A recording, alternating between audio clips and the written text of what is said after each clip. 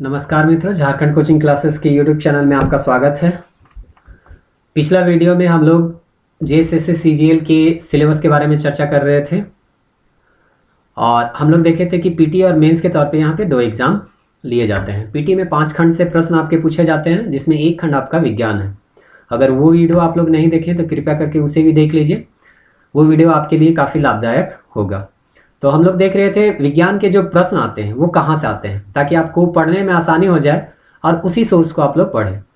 तो हम लोग कुल 6 प्रश्न देख चुके थे और वो सारे के सारे प्रश्न तो एनसीईआरटी से पूछे गए थे। बाकी के सवाल भी हम लोग देखते हैं कि क्या वो एनसीईआरटी से पूछे गए थे। और इस पूरे वीडियो को देखने के बाद आपको पता चल जाएगा कि कुल 20 प्रश्न में से 17 सवाल तो ऐसे थे जो एनसीईआरटी बेस्ड थे और एक सवाल बहुत आसान था जिसे कोई भी बना सकता था। अर्थात आप केवल और केवल एनसीईआरटी पढ़ के जेएसएससी सीजीएल 2016 में 20 में से 18 सवाल बना सकते थे। तो चलिए आज का सेशन हम लोग शुरू करते हैं और देखते हैं कि वो बाकी के सवाल कहाँ से पूछे गए। प्रश्न है, ग्रेगर जोहान मेंडल निम्नलिखित में से किस वैज्ञानिक विकास से संबंधित है? प्रिंटिंग प्रेस का आविष्कार, ब्रह्मांडीय विकास का सिद्धांत, आनुवांशिक लक्षणों की विरासत के नियम, आवाज सारणी का वर्गीकरण। देखिए कितना आसान सवाल था। ये सीधे सीधे आपका अध्याय 9 है, वहां से पूछा गया था। अध्याय 9 का नाम ही है आनुवांशिकता और जैव विकास। और हम लोग तो ये देखेंगे कि इस चैप्टर से तो 2-2 सवाल आपके पूछे गए हैं। लग रहा है कि मैट्रिक का जैसे एग्जाम दे रहे हैं, एक ही चैप्टर से 2-2 सवाल आपको देखने को मिल जाता है। देखिए ग्रेगर जोहान मेंडल के बारे में यहाँ पे आपका बॉक्स बना के दिया गया है, पूरा डिटेल से दिया गया है। तो अगर कोई एनसीईआरटी एक बार भी खोल के देखा होगा तो ये सवाल का जवाब दे सकता है। अगला हम लोग सवाल देख लेते हैं जो इसी चैप्टर से संबंधित है। निम्नलिखित में से कौन से वैज्ञानिक विकासवाद के सिद्धांत से संबंधित है? चार्ल्स डार्विन इसका आंसर है। और ये भी इसी चैप्टर के, आप थोड़ा सा आगे जाइएगा तो पेज नंबर 164 में आप देखिएगा, चार्ल्स रॉबर्ट डार्विन 1809 से 1882 इसके पूरे जीवन के बारे में आपका एनसीईआरटी में बॉक्स बना के दिया गया है कि ये अपने जीवन में क्या क्या काम किए विकासवाद के सिद्धांत को लेके। एक जो सबसे महत्वपूर्ण बात है कि इसका एक किताब लिखा, इनके द्वारा एक किताब लिखा गया था, the origin of the species. ये 1859 में लिखा गया था और कहा जाता है कि 1859 में ये किताब जब पहला दिन पब्लिश हुआ था तो 1250 प्रति सेम डे, मतलब जिस दिन पब्लिश हुआ उसी दिन ये बिक गया। और इस तरह से बेस्ट सेलर बुक के तौर पे इसको जाना जाता है। तो इस तरह से हम लोग ये देखे कि एक ही चैप्टर से आपके 2-2 सवाल पूछे गए हैं। अब हम लोग अगला सवाल देख लेते हैं कि वो कहाँ से पूछा गया है। तो अगला सवाल है, उन विशिष्ट लक्षणों की पहचान कीजिए जो मनुष्य के 4 कक्षीय दिल से जुड़े हुए हैं। यहाँ स्पष्ट लिख चुका है कि 4 कक्षीय दिल होता है। और ऑप्शन देखिए क्या दिया है, इसमें 1 वेंट्रिकल और 2 एट्रिया होता है, इसमें 1 वेंट्रिकल और 1 वेट्रियम होता है। तो अगर कोई नहीं भी पढ़ा है तो अगर ठीक से सवाल अगर पढ़े तो 2 ऑप्शन तो आपका ऐसा ही कैंसिल हो जाता है। तीसरा ऑप्शन है, यह रक्त सप्लाई में ऑक्सीजन भरने के लिए गिल्स का प्रयोग करता है। तो मनुष्य है और मनुष्य जो है वो गिल्स का प्रयोग करता है, ऐसा तो हो नहीं सकता है, पानी में तो रहने वाला जीव है नहीं मनुष्य।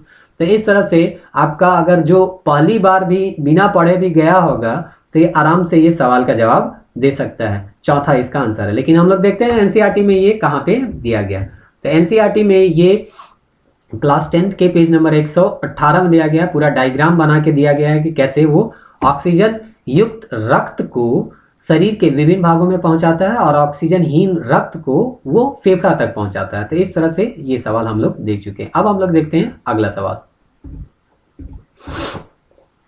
अगला सवाल है आपका, निम्नलिखित में किसका संबंध परमाणु की खोज से है? तो परमाणु के बारे में अगर थोड़ा बहुत आपको आइडिया होगा तो हम लोग जानते हैं परमाणु जो है वो परमाणुस शब्द से निकला है, जो कि कनाद मुनि के द्वारा दिया गया था। और उसी तरह इसका जो इंग्लिश वर्ड है एटम, ये एटोमस से निकला हुआ है। और एटोमस जो है वो डेमेक्रिटस और लूसिपस के द्वारा दिया गया है। तो उन दोनों का तो यहाँ पे नाम नहीं दिया गया है। और परमाणु के खोज के बारे में, परमाणु के बारे में विस्तृत जानकारी हमको 18वीं सदी में पता चलता है, जब डाल्टन जो है अपना सिद्धांत देते हैं। तो इस तरह से डाल्टन के सिद्धांत में बहुत सारा खामी रह गया था। इसको धीरे धीरे बहुत सारे और भी वैज्ञानिक आते हैं बाद के, वो उसमें सुधार करते हैं। और इसी सुधार करने के क्रम में एक नाम जुड़ता है निल्स बोर का।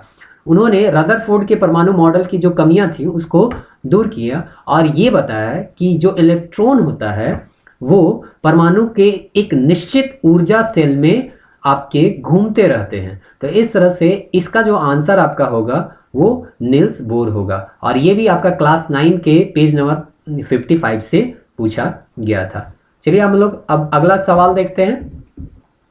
अगला सवाल है आपका, यदि पृथ्वी के द्रव्यमान में 20% की बढ़ोतरी हो जाती है तो किसी वस्तु का भार परिवर्तन प्रतिशत कितना होगा। यहाँ कहा जा रहा है कि भार जो है, सॉरी यहाँ पे दो वर्ड जो है उसको ध्यान से आप देखिए। यहाँ पे पूछा जा रहा है कि भार परिवर्तन और वृद्धि क्या हो रहा है आपका द्रव्यमान। तो द्रव्यमान और भार के बारे में आपको तो सबसे पहले जानकारी होना चाहिए। तो जब हम लोग फिजिक्स पढ़ेंगे तो उस समय डिटेल में हम लोग देख लेंगे, लेकिन एक चीज आपको पता ही होगा कि भार जो होता है वो द्रव्यमान पे और गुरुत्वीय त्वरण पे डिपेंड करता है। यानी कि भार जो होता है वो स्वतंत्र नहीं होता है, वो गुरुत्वीय त्वरण जो समय समय जगह जगह पे बदलते रहता है उस पर डिपेंड रहता है। तो हम लोग जानते हैं गुरुत्वीय त्वरण जगह जगह पे परिवर्तित होते रहता है। इसके लिए एक सैंपल सा गुरुत्वाकर्षण में चैप्टर आप पढ़िएगा तो उसमें एक फॉर्मूला दिया गया है जिसमें हम लोग देखते हैं गुरुत्वीय त्वरण जो है वो आपके दो चीजों पे डिपेंड होता है। एक तो गुरुत्वाकर्षणीय नियतांक है, ये तो कांस्टेंट वैल्यू है, इससे कोई लेना देना नहीं है। आपका दो चीज यहाँ पे डिपेंड करता है, मास का जो अर्थ है वो और मास का जो रेडियस है वो। तो ये बोल रहा है सवाल में कि ये जो आपका मास का अर्थ है वो कितना बढ़ गया, 20% बढ़ गया। तो आप समझिए ये जो m है पृथ्वी का मास वो गुरुत्वीय त्वरण के समानुपाती है, क्योंकि वो भी अंश में है और ये भी अंश में है, तो दोनों समानुपाती है। तो जब मास में 20% का वृद्धि हो जाएगा तो गुरुत्वीय त्वरण में भी कितना प्रतिशत का वृद्धि हो जाएगा, 20% का।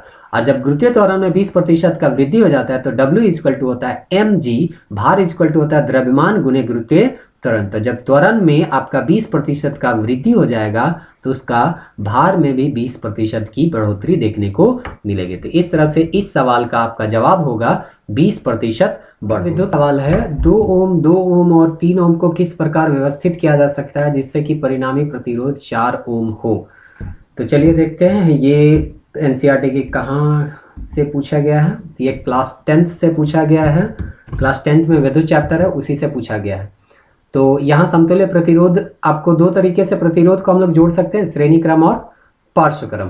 तो श्रेणी क्रम में जो समतुल्य प्रतिरोध होता है सभी प्रतिरोधों को अगर हम जोड़ दें तो उसमें श्रेणी क्रम का समतुल्य प्रतिरोध हमको मिल जाएगा, और पार्श्व क्रम में उसका व्युत्क्रम को हमको जोड़ना पड़ता है। तो इस तरह से व्युत्क्रम हम लोग क्या करते हैं, जोड़ देते हैं।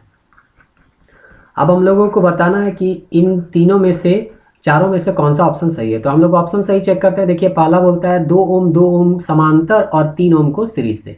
तो समांतर के लिए कौन सा फॉर्मूला है, ये। तो हम लोग देखते हैं समतुल्य प्रतिरोध निकाल के 1/2 + 1/2। इसका अगर हम लोग सॉल्यूशन करेंगे तो 1 + 1 एलसीएम हो जाएगा 2, फिर 2/2 कैंसिल हो जाएगा और इसका वैल्यू आ जाएगा आपका 1। यानी कि आपका इसको पलट भी देंगे, अगर व्युत्क्रम भी कर देंगे तो 1/1 क्या होगा, आपका समतुल्य प्रतिरोध 1 ही आएगा। तो इसका वैल्यू अब आपका क्या आ गया, 1 ओम आ गया। अब दूसरा को बोलता है 3 को इसको सीरीज के साथ जोड़ दिया जाए। तो सीरीज में हम लोग सिंपली क्या करते हैं, जोड़ देते हैं। तो एक प्रतिरोध हमको 1 ओम मिल चुका है और 3 ओम को इसके साथ क्या करना है, जोड़ना है। तो इस तरह से रिजल्टेंट हमको क्या आएगा, 4 ओम। और इस तरह से हम लोग देखते हैं पहला ऑप्शन ही हमारा क्या है, सही है। चलिए अब हम लोग अगला क्वेश्चन की ओर जाते हैं। अगला क्वेश्चन है आपका, m1 द्रव्यमान के एक पिंड A और द्रव्यमान m2 के एक पिंड B जिनके वेग क्रमशः v1 और v2 हैं की बराबर गतिज ऊर्जा, उनके मोमेंटम p1 और p2 के बीच क्या संबंध होगा। तो आपको ये 4 रिलेशन दिए गए हैं मोमेंटम और मास के बीच, तो आपको इनका संबंध निकालना है। तो चलिए देखते हैं कि ये एनसीईआरटी से पूछा गया था कि नहीं। तो एनसीईआरटी आप क्लास 9th देखिएगा तो वहां आपको 2 फॉर्मूला देखने को मिलेगा, पहला संवेग का और दूसरा गतिज ऊर्जा का। और ये 2 फॉर्मूला आपको जानना जरूरी है, तभी ये सवाल आपका बन जाता है। तो संवेग का हम लोग जानते हैं, संवेग क्या होता है। तो उसका कोई भी पिंड है तो द्रव्यमान और वेग को आप गुणनफल कर दीजिए तो आपका संवेग आ जाता है। और इस तरह से संवेग इक्वल टू यानी P इक्वल टू m भी होता है। गतिज ऊर्जा हम लोग जानते हैं मास और वेलोसिटी पे डिपेंड होता है और इसका फॉर्मूला होता है हाफ mv²। तो यहाँ पे बोला गया है कि 2 पिंड है और दोनों पिंड का गतिज ऊर्जा है वो इक्वल है। तो हम लोग देख लेते हैं इसको इक्वेट करके कि हाफ m1 v1 का स्क्वायर कर देते हैं। चलिए इसको हाफ m2 v2 का स्क्वायर कर देते हैं। अब यहाँ पे इसका 1/2 कैंसिल हो जाएगा, एक इक्वेशन हमको मिलेगा m1v1 square equal to m2v2 square. ये जो है एक इक्वेशन हमको मिल जाता है। अब ये जो एक इक्वेशन मिला उससे हम ये जो 4 इक्वेशन दिया गया है वो नहीं निकाल पाए हैं, तो हमको सीधे सीधे यहाँ पे p और m के बीच कन्वर्ट करना है, रिलेशन बताना है। तो सबसे पहले तो इसको हम लोग मोमेंटम में कन्वर्ट करेंगे। तो मोमेंटम क्या होता है, एम भी, यानी कि यहाँ एक एक्स्ट्रा भी आ गया तो उस भी को हम हटा देते हैं। तो m1 v1 इंटू v1 लिखते हैं, फिर यहाँ पे लिखते हैं m2 v2 इंटू v2, ये v2। अब देखिए ये फॉर्मूला आपका आ गया, यहाँ पे m भी m और v, तो यहाँ m1 v1, यहाँ m2 v2। अब यहाँ पे इसको हम लिख सकते हैं p1 इंटू v1 और इसको लिख सकते हैं p2 इंटू v2। अब ये सिंपली चूंकि p1 बटे p2 का यहाँ पे रिलेशन आपको निकालना है, तो यहाँ पे हम वही ले आते हैं p1 बटे p2, ये हो जाएगा v2 बाई v1। तो इस तरह से ये एक रिलेशन और हमको मिलता है। लेकिन यहाँ पे अभी तक हम लोगों को p और m के बीच यानी मोमेंटम और मास के बीच रिलेशन नहीं मिला है। तो अब हम लोगों को v2 और v1 का जो वैल्यू है वो m के टर्म में लाना है। तो सिंपली ये इक्वेशन का हम यूज करते हैं, तो v2 बाई v1 का हमको फॉर्मूला मिल जाएगा। तो हम क्या करते हैं, m1 v1 का square is equal to m2 v2 का स्क्वायर, इसको इक्वेट कर देते हैं। तो देखिए v2 बाई v1 आपको निकालना है, तो हम v1 को क्या करते हैं, आपका v2 के नीचे ले जाते हैं, यानी कि ये जो मल्टीप्लाई में था ये आपका डिवाइड में चला आता है। तो v2 square by v1 square हो जाएगा, और ये m2 जो इधर मल्टीप्लाई में था ये इधर आके डिवाइड में हो जाएगा। अब देखिए ये दोनों स्क्वायर है, तो हम लोग इसको लिख सकते हैं, यहाँ पे देख, चलिए यहाँ पे लिखते हैं v2 बाई v1 का होल स्क्वायर लिख सकते हैं इसको, और यहाँ पे लिखते हैं m1 बाई m2। अब ये स्क्वायर है तो इसको हम लोग हटाते हैं, तो v1 by v2 by v1 हो जाएगा, और यहाँ स्क्वायर हटाने पे इधर रूट आपका आ जाता है। तो इस तरह से ये हमको मिल जाता है v2 बाई v1 का फॉर्मूला। तो आप देखिए यहाँ पे ये जो है इक्वेशन यहाँ पे हम लिख सकते हैं, देखिए ये इक्वेशन है, थोड़ा भीड़ भाड़ हो गया लेकिन फिर भी काम चलाते हैं इससे। तो p1 by p2 is equal to v2 by v1 के जगह हम क्या लिखे, root under m1 by m2। अब रूट को हम लोग क्या लिख सकते हैं, इसका पावर में अगर लिखे तो m1 बाई m2 का जो पावर है 1/2 हो जाएगा। तो इस तरह से ये जो चौथा रिलेशन है वो आपका आता है। तो ये सवाल भी आपका एनसीईआरटी से बनाया जा सकता है। चलिए अगला सवाल हम लोग देखते हैं। अगला सवाल है उपकर्ण ग्रंथि का क्या कार्य है। तो उपकर्ण ग्रंथि तो सीधे सीधे एनसीईआरटी में नहीं लिखा हुआ था, लेकिन आप क्लास 11 के किताब देखिएगा तो उसमें आपका एक डायग्राम बनाया है, उसमें लिखा हुआ कर्ण पूर्व ग्रंथि, और इसी को हम लोग उपकर्ण ग्रंथि के नाम से जानते हैं। तो ये जो है आपका 3 जोड़ी हम लोगों के मुंह में जो लार ग्रंथि है उनमें से एक जो है वो उपकर्ण ग्रंथि है। तो इस तरह से इसका काम क्या है, स्लाइवा को स्रावित करना, यानी ऑप्शन बी ये हो जाएगा। तो इस तरह से क्लास 11 के एनसीईआरटी बुक से इसको हम लोग सॉल्व कर सकते थे। अब आप लोग कहिएगा कि क्लास 11 का भी बुक हम लोगों को पढ़ना पड़ेगा क्या, तो कुछ सेलेक्टिव चैप्टर है जिसको हम लोगों को पढ़ना पड़ेगा। ये हम नेक्स्ट वीडियो में बताएंगे कि कौन कौन सा चैप्टर आपका प्रतियोगिता परीक्षा में 11 और 12 से प्रश्न आते हैं। तो यहाँ पे देखिए, यहाँ पे इस फिगर में आपको स्पष्ट दिख रहा होगा कि 3 जोड़ी जो आपका लार ग्रंथि है उसमें एक जोड़ी जो है वो आपका उपकर्ण ग्रंथि यहाँ पे दिया गया, 2 जोड़ी और है। इसका काम क्या होता है, 2 तरह के एंजाइम यहाँ से निकलते हैं, एक टाइलिन है और एक लाइसोजाइम है। टाइलिन जो रहता है वो स्टार्च को या माल्टोज को जो होता है वो छोटे रूपों में तोड़ता है, ग्लूकोज को छोटे रूपों में तोड़ता है, और लाइसोजाइम जो होता है वहाँ पे जो जीवाणु रहते हैं उनको नष्ट करता है। अगला सवाल है, एक उत्प्रेरक प्रतिक्रिया की दर में किस प्रकार वृद्धि करता है। तो हम लोग उत्प्रेरक के बारे में बहुत बार पढ़ चुके हैं, क्लास 10th में भी इसके बारे में चर्चा किया गया। तो 4 ऑप्शन देख लीजिए, जिसमें पहला ऑप्शन ही इसका सही है, सक्रियण ऊर्जा अवरोध को कम कर देता है। मतलब एक्टिवेशन एनर्जी बैरियर जो रहता है ये बैरियर को कम कर देता है। हम लोग जानते हैं उत्प्रेरक क्या होता है, तो उत्प्रेरक जो होता है वो रासायनिक अभिक्रिया में भाग तो नहीं लेता है लेकिन उसको प्रभावित करता है। तो क्लास 10th में आप जाइएगा तो उत्प्रेरक के बारे में चर्चा किया गया है, लेकिन स्पष्ट पूरा डिटेल में उत्प्रेरक के बारे में लिखा गया नहीं है। आप क्लास लेकिन कैटलिस्ट करके आप अगर गूगल में कभी सर्च किए होंगे उत्सुकता स्वरूप, तो यहाँ पे आपको स्पष्ट रूप से पहला लाइन में ही देता है कि ये क्या किया है, रिड्यूसिंग एक्टिवेशन एनर्जी को कम करता है या रिएक्शन मैकेनिज्म को चेंज कर देता है। तो हम लोग एनसीईआरटी देख रहे हैं, तो सबसे पहले तो यही देख लेते हैं कि क्या ये एनसीईआरटी से पूछा गया है। तो हाँ, ये सवाल भी आपका एनसीईआरटी से ही पूछा गया है, लेकिन ये क्लास 12 के केमिस्ट्री से पूछा गया है। तो अगर कोई आपके साइंस बैकग्राउंड के हैं, साइंस स्ट्रीम के हैं, तो वो ये सवाल को बना सकते थे। और जो नहीं है वो भी इतना आसान सवाल था कि उत्प्रेरक के बारे में हर एक कोई जानता ही है। तो यहाँ पे देखिए ये एक्टिवेशन बैरियर है। तो देखिए पहला में बिना उत्प्रेरक के इसका बैरियर जो है, बैरियर मतलब क्या है, अवरोध। तो देखिए ये जो बैरियर है इतना ऊंचा है, लेकिन अगर यहाँ पे अगर हम कैटलिस्ट डालते हैं तो ये बैरियर क्या हो जाता है, कम हो जाता है। एक्टिवेशन एनर्जी का जो बैरियर होता है वो क्या हो जाता है, कम हो जाता है। तो अगर आपको समझिए कि अगर आप यहाँ खड़ा है और यहाँ से आपको इस साइड उत्पाद में आना है, देखिए अभिकारक है और उत्पाद है। तो हम लोग जानते हैं जैसे एक सिंपली है H2 प्लस O2 से क्या होता है, H2O का निर्माण होता है। तो ये है आपका क्या, अभिकारक। यही अभिकारक किस रूप में परिवर्तित होगा, उत्पाद के रूप में, यानी H2O के रूप में। यहाँ पे H2O बनना है, तो जब तक ये इसको पार नहीं करेगा तब तक H2O का ये निर्माण नहीं करेगा। तो इसमें सिंपली क्या करना है, अगर समझिए कि आपको इतना दूर अगर कूदना होगा तो इसके लिए एनर्जी ज़्यादा चाहिए, तो टाइम भी ज़्यादा लगेगा। लेकिन यहाँ पे अगर इसका यहाँ पे हम बैरियर को क्या कर देते हैं, कम कर देते हैं, छोटा कर देते हैं, तो आप आराम से यहाँ से कूद सकते हैं, यानी आपको कम एनर्जी ही लगेगा। तो उसी प्रकार से यहाँ पे आपको बताया गया है एक्टिवेशन एनर्जी को उत्प्रेरक कम कर देता है, और कम करने से आपका ये अभिकारक जो है उत्पाद में और तेजी से परिवर्तित होता है। तो ये आपके उत्प्रेरक के बारे में क्लास 12 में दिया गया था। चलिए तो अगला क्वेश्चन हम लोग देखते हैं, ब्लू बेबी सिंड्रोम का क्या कारण है। तो ब्लू बेबी सिंड्रोम जो है वो पानी के दूषित होने के कारण होता है। पानी में नाइट्रेट का मात्रा आपका बढ़ जाने से ये ब्लू बेबी सिंड्रोम नामक एक बीमारी यहाँ पे देखने को मिलता है। अगला सवाल है जो कि एनसीईआरटी से तो नहीं आया, लेकिन अधिकतर कोई इसको बना लिए होंगे, जींस का नीला रंग किस डाई के कारण होता है। तो इंडिगो होता है। महात्मा गांधी फेमस हो गए थे इन्हीं के कारण।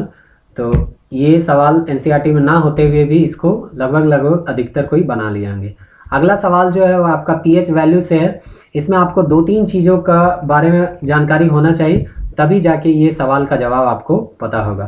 तो ये सवाल छोड़ने वाला होता है। अगर 20 का 20 सवाल आप बनाने के चक्कर में रहिए तो आपका बहुत सारा चीज़, आपका दूसरा जो सेक्शन है वो छूट जाएगा। तो इसमें ज़्यादा दिमाग लगाना नहीं है, बस हम थोड़ा सा बता देते हैं कि ये बनता कैसा है। तो इस तरह से यहाँ पे आप देखिए, सबसे पहले तो आपको पीएच का मान पता होना चाहिए कि पीएच का मान आखिर क्या होता है। तो पीएच का वैल्यू होता है -log H+ion, और ये पीएच का वैल्यू आपका 1 दिया हुआ है।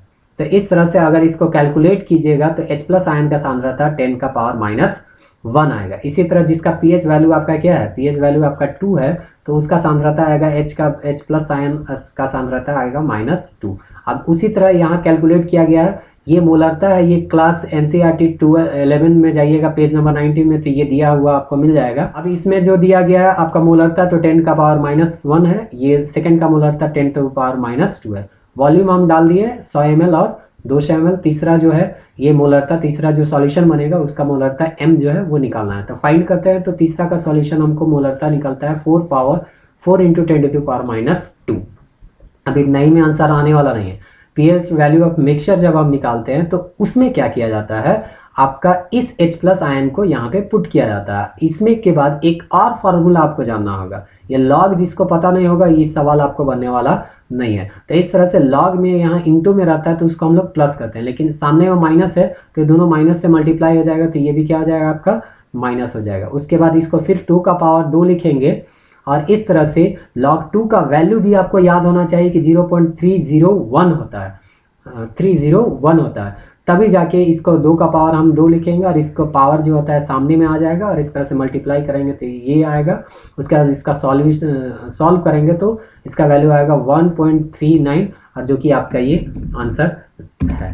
तो इतना लंबा चौड़ा अगर करने में आप रहिएगा तो बाकी जो सवाल है वो भी आपका छूट जाएगा। इसीलिए 20 सवाल है, तो ऐसा नहीं है कि अगर कोई एक आध सवाल मतलब आपका एनसीईआरटी से है, ये कोई ऐसा नहीं है कि एनसीईआरटी से नहीं पूछा गया, एनसीईआरटी से ही पूछा गया, लेकिन इसके चक्कर में आप रहिएगा तो आपको दूसरा सवाल भी आपका छूट जाएगा। तो इस तरह से ये सब सवाल जो होते हैं वो छोड़ने के लिए होते हैं। तो हम लोग देखें कि टोटल 20 में से 17 सवाल आप आराम से बना सकते थे, और इस तरह से एनसीईआरटी आप लोगों के लिए काफ़ी महत्वपूर्ण हो जाता है। अगले वीडियो में हम लोग और भी कुछ इसके बारे में चर्चा करेंगे। तब तक धन्यवाद।